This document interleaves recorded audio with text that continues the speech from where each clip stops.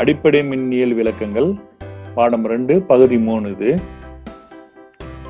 பாடம் 2 பத்தி பார்த்துட்டு வர்றோம். போன கிளாஸ் பார்த்துருக்கிறோம். அடிப்படை மின்னியல் விளக்குகள் பார்த்துருக்கிறோம். இதுல இன்னைக்கு மின் சுற்று வகைகள், மின்தேக்கி இதுகளை பத்தி பார்க்க போறோம். மின் சுற்று வகைகள் மற்றும் மின்தேக்கி. மின் சுற்று வகைகள். மின் சுற்று வகைகள் அப்படின்னா என்ன?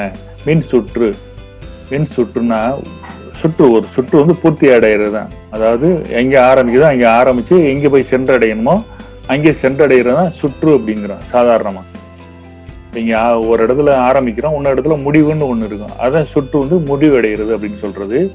இது எப்படி சொல்லலாம்னா, மின்னோட்டமானது ஒரு மின்சாரம் கொடுக்கும்போது, மின்னோட்டங்கிற மின்னோட்டமானது மின் சப்ளை புள்ளியில் இருந்து மின் கடத்திகளின் மூலம் மின் பளுக்களுக்கு பாய்ந்து சென்று முற்று பெற்ற பாதையை குறிப்பதை மின் சுற்று என்கிறோம்.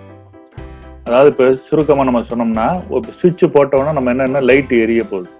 சுவிட்ச் போட்டோம்னா லைட் எரியுது. அப்ப சுவிட்ச் போடும் போது என்ன பண்றோம்னா, அந்த வயரை தாங்கிட்டு அந்த மின்சாரம் வயரை தாங்கிட்டு போகுது. மின்சாரத்தை எடுத்து நம்ம பல்புக்கு அந்த மின்சாரத்தை கொண்டு போகுது. இப்ப இந்த இடையில எங்கேயாவது கட் ஆயிருந்தா அது மின் சுற்று பூர்த்தி அடையாது. இப்ப மின்சாரம் நீ சுவிட்ச் போட்ட உடனே லைட் எரியணும். அப்ப மின் சுற்று பூர்த்தி அடைஞ்சிருச்சுன்னு அர்த்தம். மின்சாரம் கொடுக்கும் போது மின் சுற்று பூர்த்தி அடைஞ்சிடும். இதுக்கு பேர் தான் மின் சுற்று அப்படின்னு சொல்றோம். சாதாரணமா ஒரு சொன்னோம். இதே மாதிரி நம்ம ரூம்களுக்கு அமைச்சிருப்போம், ஒரு வீடுகளுக்கு அமைச்சிருப்போம், ஒரு கடைகளுக்கு அமைச்சிருப்போம். இது மாதிரி நிறைய இருக்கு. ஒரு மின் சுற்றுனா என்னங்கிறது தெரிஞ்சுக்கணும். மின்சாரம் கொண்டு செல்ற வயர்கள்ல கொண்டே எங்கே சேர்க்கணுமோ அங்கே சேர்க்கறது. அந்த சுற்று பூர்த்தி அடைஞ்சிடணும், பூர்த்தி அழகணும். ஒரு இடத்துல இருந்து இன்னொரு இடத்துக்கு கொண்டு செல்ற அந்த மின்சாரம் கரெக்டா இங்க கொண்டு சேர்க்கிற இடத்துல சேர்த்துடணும். அது லைட்டா இருக்கட்டும், ஃபேனா இருக்கட்டும், ஏதோ ஒண்ணு, ஒரு லோடு. இந்த மின் சுற்று வகையில 3 வகை இருக்கு. முற்று பெற்ற மின் சுற்று, முறிவு பெற்ற மின் சுற்று, குறுக்கு மின் சுற்று.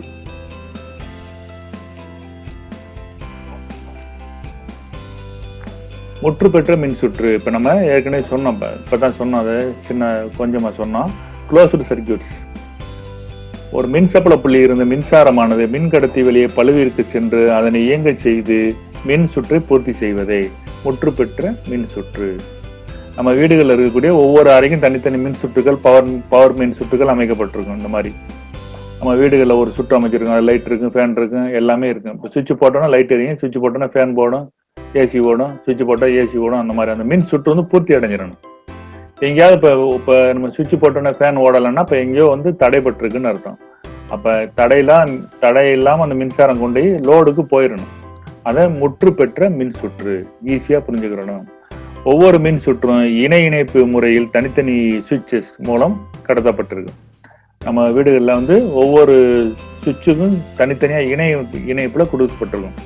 பேஷன் நியூட்ரல் அப்படின்னு இணை இணைப்புல கொடுக்கப்பட்டிருக்கும். இது நம்ம அடுத்தடுத்து பிராக்டிகல் கிளாஸ்ல நம்ம தெளிவா பார்க்கலாம். திறந்த மின் சுற்று, ஓபன் சர்க்கியூட்ஸ். திறந்த மின் சுற்று. ஒரு மின் சுற்றில் செல்லும் மின்னோட்டமானது மின் துண்டிப்பு நிலையில் இருப்பதாலோ அல்லது வேறு ஏதாவது காரணங்களால ஒயர் துண்டிக்கப்பட்டிருந்தால் மின் பளுவிற்கு சென்றடையாமல் இருப்பதே திறந்த மின் சுற்று. இப்ப நம்ம சொன்னோம் இல்லையா, சுவிட்ச் போட்டோம்னா ஃபேன் ஓடணும், லைட் எரியணும். அப்ப ஃபேன் ஓடல, லைட் எரியலைன்னா அந்த எங்கேயோ நம்ம அந்த வயர் கட் ஆயிருக்கு, ஏதோ ஒரு பழுதாயிருக்கு, அந்த மின்சாரம் போய் சென்று அடைய வேண்டிய இடத்துக்கு சேரல. இதுதான் திறந்த மின் சுற்று அப்படின்னு சொல்றோம்.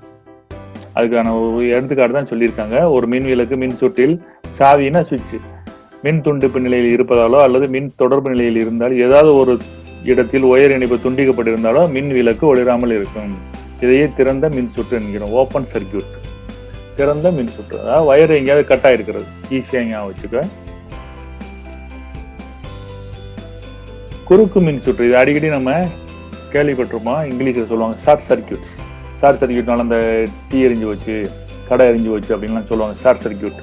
இதுதான் தமிழ்ல குறுக்கு மின் சுற்றுங்கிறாங்க. ஒரு மின் சுற்றில் மின்னோட்டமானது செல்ல வேண்டிய பாதையை விட்டு வேறு பாதையுடன் தொடர்பு ஏற்படுத்திக் கொள்வதை குறுக்கு மின் சுற்று. குறுக்கு அதாவது போயிட்டு இருக்கிற மின்சாரம் கரெக்டா ஒரு வயர்ல போயிட்டு இருக்கிற மின்சாரம் வேற ஒரு இடத்துல தொடர்பு ஏற்படுத்தி போறது. அதே குறுக்கு மின் சுற்று.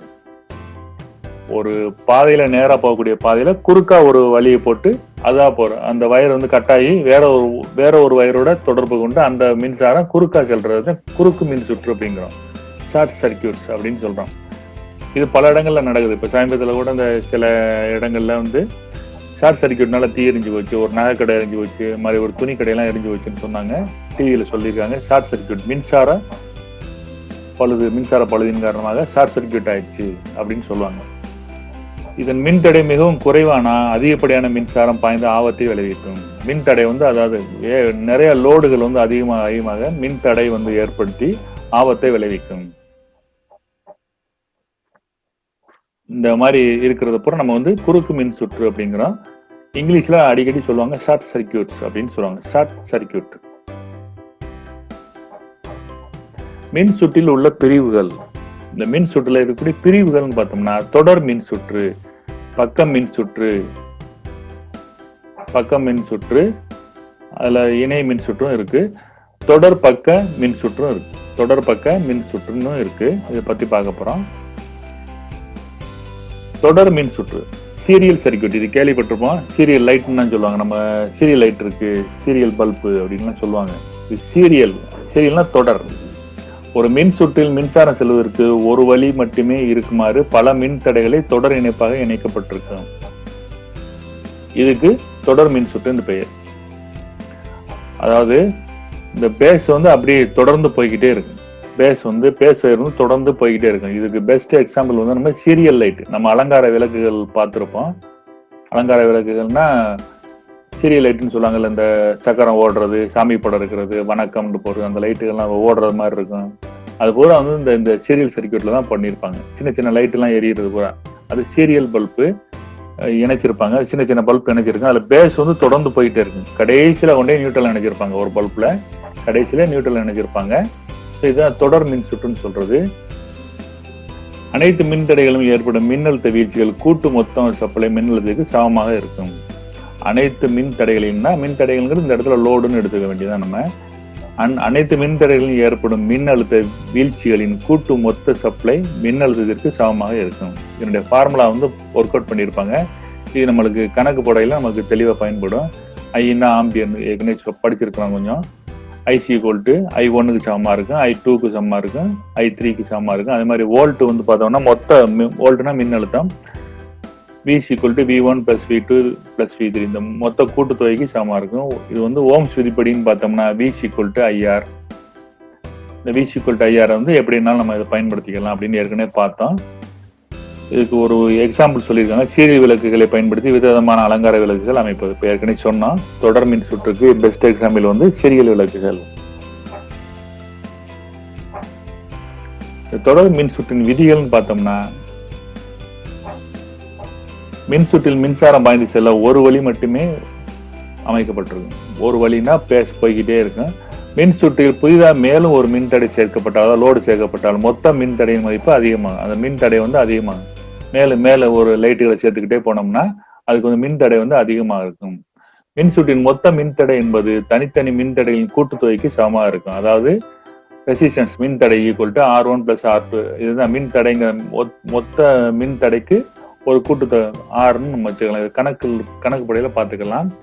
அனைத்து மின்தடைகளின் வழியாகவும் செல்லும் மின்னோட்டம் சப்ளை மின்னோட்டத்திற்கு சமமாக இருக்கும். அதாவது கரண்ட் ஆம்பியர்னு சொல்றது IC = I1 = I2 = I3. Arms வந்து கரெக்டா அப்படி எல்லா இடத்துக்கும் சீரியலா போயிட்டே இருக்கும். மின்னோட்டம் வந்து ஈக்குவலா தான் இருக்கும். மின் தடை வந்து கூட்டுத்தொகைக்கு சமமா இருக்கும். அதை மட்டும் நம்ம இந்த விதிகளின்படி ஞாபகம் வச்சுக்கிறோம். தொடர் மின் சுற்றின் விதிகள் அடுத்து ஒவ்வொரு மின் தடையிலும் ஏற்படும் மின்னழுத்த வீழ்ச்சிகள் மொத்த கூட்டு மின்னழுத்தத்துக்கு சமமாகும். அதாவது ஒவ்வொரு மின் தடையிலும் ஏற்படும் மின் அழுத்தம்னா வோல்ட் மின்னழுத்த வீழ்ச்சிகளின் மொத்த கூட்டு மின்னழுத்தத்துக்கு சமமா இருக்கும். அதாவது V = V1 + V2 + V3. அதாவது அந்த வோல்ட் வந்து கூட்டுத்தொகைக்கு சமமா இருக்கும் அப்படின்னு சொல்றோம். மொத்த மின் தடை அப்படின்னு சொல்றது. மின் செட்டில் ஏதேனும் ஒரு இடத்தில் பழுது ஏற்பட்டால் மின் சுற்று முழுவதும் செயல்படாது. இதுல தொடர் மின் சுற்றுல வந்து பார்த்தோம்னா போய்கிட்டே இருக்கக்கூடிய அந்த நெட்வொர்க் மாதிரி இப்படி போயிட்டே இருக்கும். தொடரா போயிட்டு இருக்கும். தொடரா போயிட்டு இருக்கிறது ஏதாவது ஒரு இடத்துல பழுது ஏற்பட்டா மொத்த இதுவும் அப்படி உட்காந்துரும், மொத்த எதுவுமே எரியாது அப்படின்னு வச்சுக்கலாம். இந்த ஒரு பல்புல ஏதாவது கோளாறு ஏற்பட்டாலோ அல்லது அந்த போகக்கூடிய மின்சாரம் வந்து எங்கேயாவது ஒரு தடை ஏற்பட்டாலோ வயர் கட்டா இருந்தாலோ எல்லாமே அப்படி உட்காந்துரும், எல்லா லைட்டுமே எரியாது அப்படின்னு சொல்லலாம்.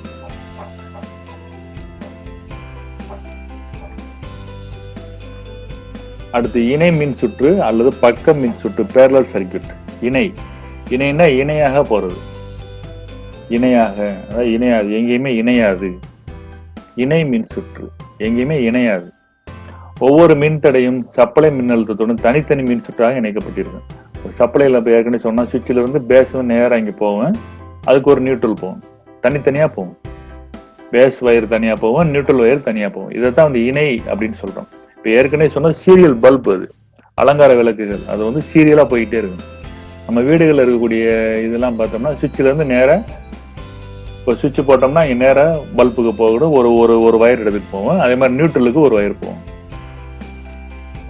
எல்லாத்துக்குமே ஃபேனுக்கு ஒரு தனியாக போவோம், பேஸ் ஒன்று போவோம், நியூட்ரல் ஒன்று போவோம். இப்போ லைட்டு போட்டிருந்தோம்னா அந்த லைட்டுக்கு ஒன்று போவோம், நியூட்ரல் ஒன்று போவோம், பேஸ் ஒன்று போவோம், நியூட்ரல் ஒன்று போவோம்.